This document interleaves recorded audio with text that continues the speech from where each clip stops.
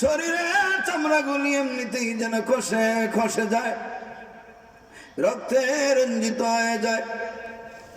এইবার চিৎকার দিয়ে বলেন, আহাদ আহাদ, আল্লাহ আল্লাহ আল্লাহ। হযরত বেলালের কণ্ঠে আর কোনো আওয়াজ নাই। এবার উমাইয়া বিন খালফ বলে, রে বেলাল, এইবার বলো মুহাম্মদুর রাসূলুল্লাহর কাছে যে যাতায়াত করতা, এই কেমন স্বাদ, এই মুহূর্তে পাথর দিয়ে চাপ মারে। ওরে বেলাল, পাথর বুকের মধ্যে দিয়ে চাপ মারলাম, বলো কেমন ভালো লাগে।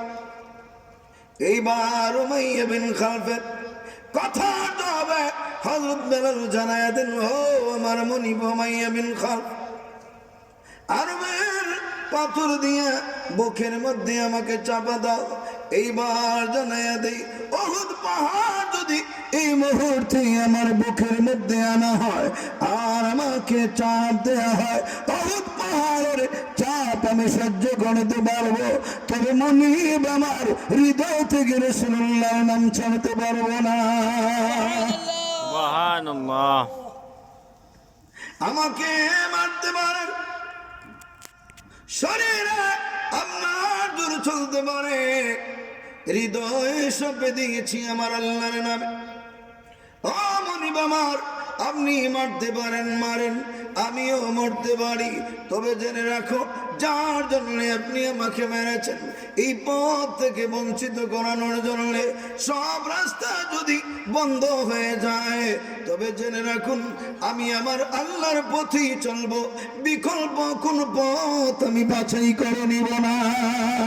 সুবহানাল্লাহ।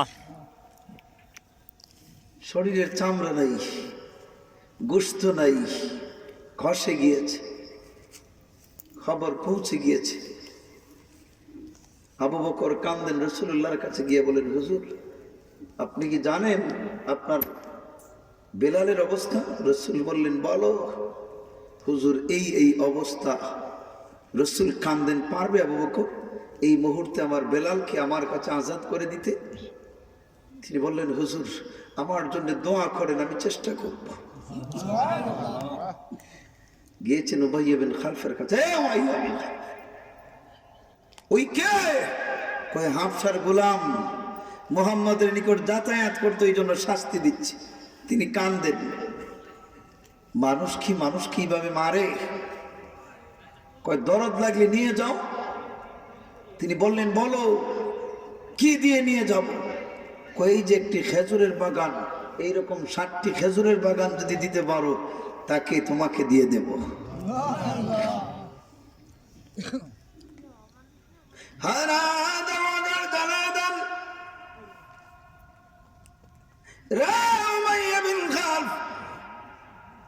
তোমার কাছে বিলালের মূল্য হলো 60টি খেজুরের বাগান সমতুল্য। জানো রে বিলালের মূল্য আল্লাহর কাছে কেমন?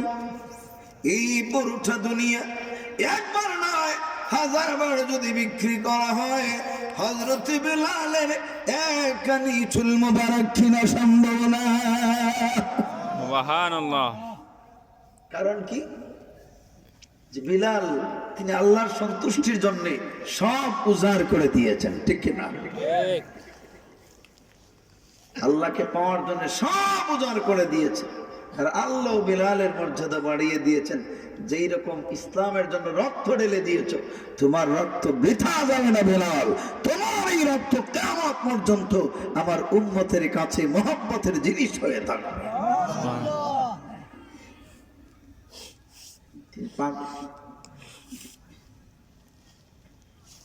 60টি খেজুরের বাগান লিখে দিলেন আর বিলালকে আজাদ করলেন। সুবহানাল্লাহ। রাসূলুল্লাহর কাছে গিয়ে খবর দিলেন, হুজুর এই নেন আপনার বিলালকে। রাসূল দোয়া করলেন, আবু বকর বেলালকে আমার কাছে এনে দাও নাই, আমার হাতে বেলালকে এনে দাও নাই, খোদার জল্লাহ তোমার হাতে আল্লাহ দিয়েছে। সুবহানাল্লাহ। আর জোরে বলো সুবহানাল্লাহ। আল্লাহু আকবার। আমার হাতে বেলালকে উমাইয়া বিন খালফের কাছ থেকে নিয়ে এসেছে। আমার কাছে বেলালকে উপহার দিয়েছে, আল্লাহ তোমার জন্য আল্লাহর জান্নাত উপহার দিন।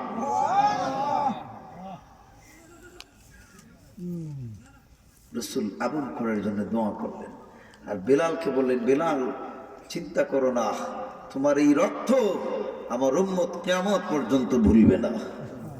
তবে শোনো বেলাল, আজকে থেকে আমি নবীজি যেই মসজিদে নববী, যেই মসজিদের ইমাম, সেই মসজিদের আজানের দায়িত্ব তোমার কাঁধে আমি দিলাম। দাম বৃদ্ধি করে দিয়েছে কে? মর্যাদা কে বাড়ায়? আল্লাহ। আরো জোরে বলুন আল্লাহ। যার ত্যাগ, যার তিতিক্ষা যত বেশি, তার মর্যাদা তত বেশি, ঠিক কিনা? ঠিক। শাহজালাল বাপদাদার বসত বিদার সব ছেড়ে এসেছেন ইসলামের জন্য। শাহজালালের মান মর্যাদা কমেছে না বেড়েছে? বেড়েছে। আরো জোরে বলুন, আরো জোরে বলুন। আমরা তো সামান্য এক টুকরো ভূমি নিয়ে মারামারি, হানাহানি, দস্তাদস্তি করি, ঠিক কিনা? ঠিক। দেখেন শাহজালাল মুজাররদি আমাদের জায়গার কোনো অভাব নাই, ঠিক কিনা? কথা বলেন না কেন? আপনার সন্তান আপনার কথায় চলে না, আপনার ইন্তেকালের সময় সব সন্তান আপনার মিলাদ পড়ায় না, কিন্তু দেখেন শাহজালালের সন্তানদের কোনো অভাব নাই, ঠিক কিনা? ঠিক। কথা বলেন না কেন? আরো জোরে বলুন। উনি তো বিয়েও করেন নাই, সন্তানও নাই, কিন্তু আপনার বাবার নাম ধরে যে গালি দেয়, আপনার সন্তান পারে না এটা উল্টো গালি দিতে। আপনার পর্দাদার নাম, যার বিছায় আপনি থাকেন, যার ঘরে আপনি বসত করেন, তার নাম আপনার সন্তান জানে না, ঠিক কিনা? ঠিক। আজ 800 বছর হয়ে যায়, জোয়ান, বুড়া, বৃদ্ধা, তরুণী, হিন্দু, মুসলমান সকলেই তার নাম চিনে। কথা বলেন না কেন? আরো জোরে বলুন। কেন? আপনাকে যদি আমি বলি, আচ্ছা মুরব্বী আপনি বলেন তো আপনার পরদাদার দাদার নাম কি? সম্ভব আছে? কথা বলেন না কেন? ওখানের মধ্যে পার্থক্য 100 বছরের, এর বেশি নয়। কিন্তু 100 বছরে আপনার বাবা যার থেকে আসলেন তার নাম আপনার স্মরণে নাই।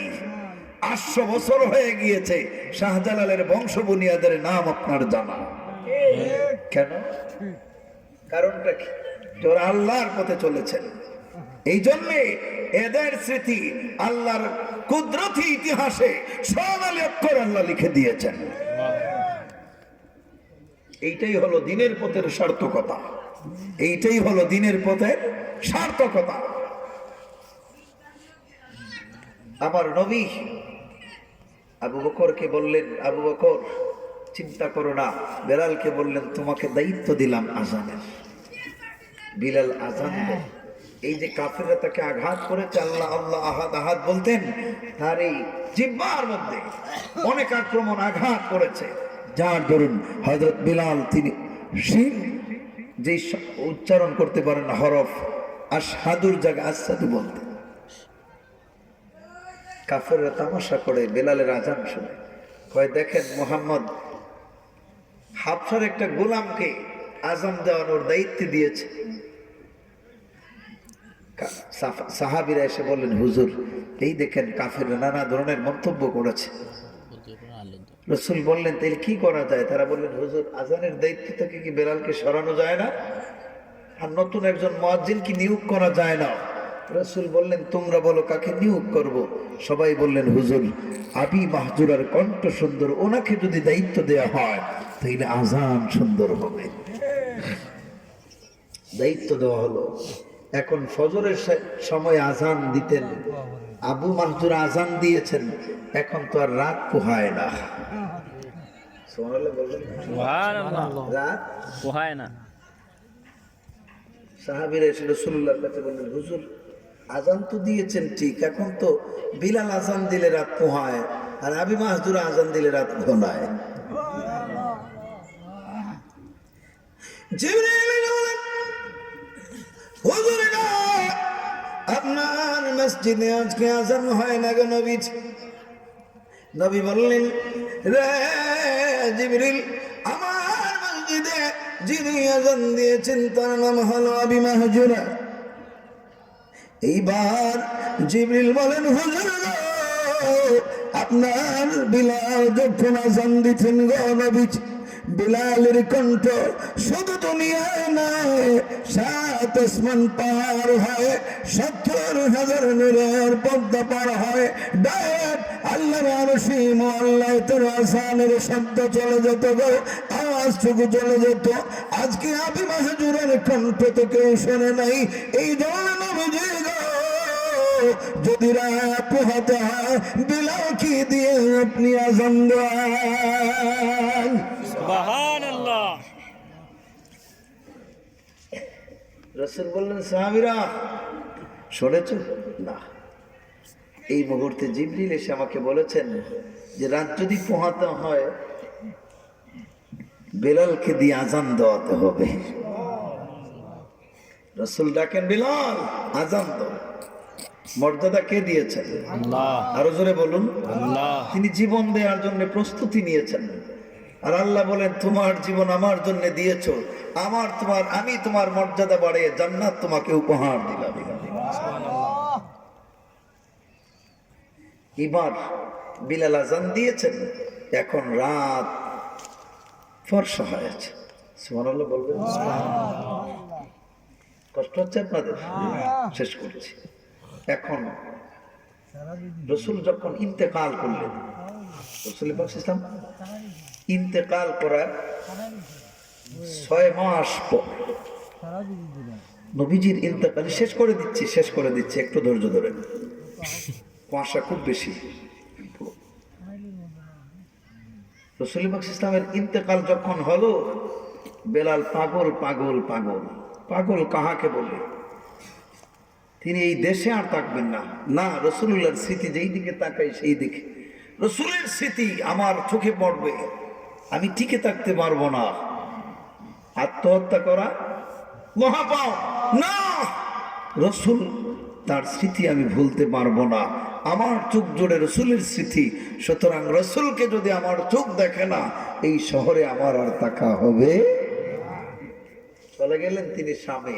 কোন দেশে? আরো জোরে বলুন। শাম দেশে। শাম দেশে চলে গেলেন। শাম মানে এখন সিরিয়া। 11টা 11 সিরিয়ায় চলে গেলেন।